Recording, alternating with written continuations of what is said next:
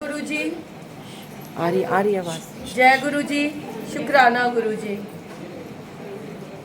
ये मेरी डॉटर शगुन का सत्संग है। जब उसका बेटा सेकंड उसका इश्यू था, उसका बेटा जब होने वाला था तो वो लास्ट मंथ में मेरे घर आई थी, क्योंकि यहाँ पे पेंट्स चल रहे थे तो इसलिए वो मेरे तरफ आई थी। तो हम बेड पे बैठे हुए थे, 22 अगस्त की बात है। तो बेड पे बैठे हुए एक शगुन को मैसेज आया जिसमें गुरुजी की रियल वॉइस थी, जो अभी आप सुनेंगे।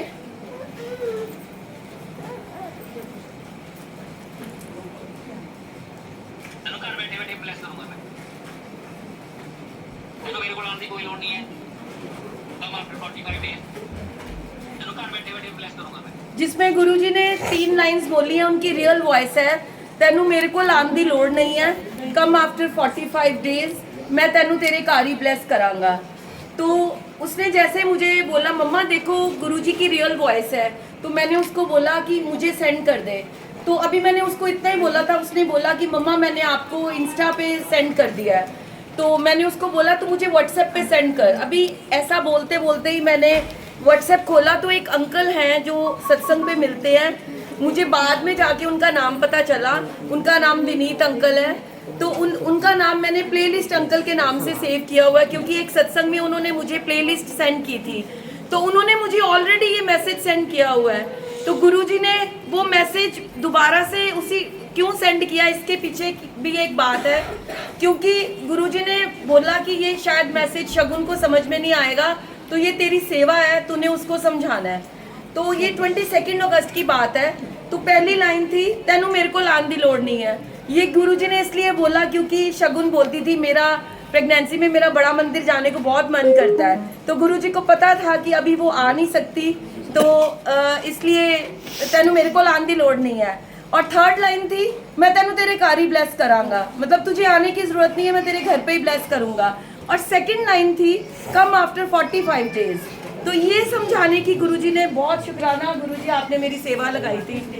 तो एक्चुअली रात को 22 अगस्त को रात को जब हम सोने के लिए गए, मेरी बेटी भी चली गई अपने रूम में, तो रात को थॉट एकदम से गुरुजी ने मैसेज दिया कि तू एनू समझाना है। मैंने शगुन को बोला, शगुन तुझे ये मैसेज समझ में आया सेकंड लाइन? वो कहती क्या मतलब है मम्मा? मैंने बोला कि बच्चा होने के बाद 40 डेज होते हैं, तो गुरुजी ने बोला कम आफ्टर 45 डेज। आज 22 है, 22 और 5 27, गुरुजी ऐसा बोल रहे हैं 27 अगस्त को बेबी होगा। तो एक्चुअली उसकी ड्यू डेट थी 13 सितंबर। तो उसकी डॉक्टर ने बोला था कि मैं थोड़े दिन पहले करूंगी, क्योंकि उसकी फर्स्ट डॉटर भी सिजेरियन हुई थी, तो इसलिए डॉक्टर ने बोला था आप 1 वीक पहले आना। तो इन्होंने, गुरुजी का लकी नंबर 7 है, इन्होंने 7 को जाना था और 6 को रात को एडमिट होना था। तो गुरुजी ने बोला 22 और 5 27, मतलब 27 को बेबी होगा, और उसके बाद 40 डेज, तो पूरे हो जाते हैं 45 डेज। 40 डेज बनते हैं, 45 डेज ये 5 दिन ये मिला के और 40 डेज मिला के 6 अक्टूबर को होते हैं। और एवरी 7 को गुरुजी मेरे घर पे सत्संग करवाते हैं, उनका बहुत शुक्राना है। तो वो आफ्टर 45 डेज, मतलब 6 अक्टूबर 45 डेज आफ्टर, मतलब 7 को आना है। बहुत शुक्राना गुरुजी, घर को अपना घर समझते हैं और है ही उनका घर है, बनाया भी उन्होंने है, सब कुछ उनकी कृपा है। तो ऐसे ही मैंने उसको बोला, कहती ठीक है। तो गुरुजी के कभी भी वचन खाली नहीं जाते, जो उन्होंने बोल दिया वो होना ही है। तो 26 नाइट को बोलती, मम्मा आज 26 हो गई है तो अभी तो कुछ नहीं हुआ। मैंने उसको बोला अभी कल का दिन है, गुरुजी का वचन कभी खाली नहीं जाता। 12 बजे हमारी बात हुई, अर्ली मॉर्निंग 4 o'clock उसका वाटर बैग बर्स्ट हुआ। तो डॉक्टर को फ़ोन किया, तो हम डॉक्टर पे भी, उसने आधे घंटे में सारा कर लिया। अमृत वेला चल रहा था गुरुजी का, और उसी दौरान उस आधे घंटे में, पौने घंटे में ऑपरेशन हो गया।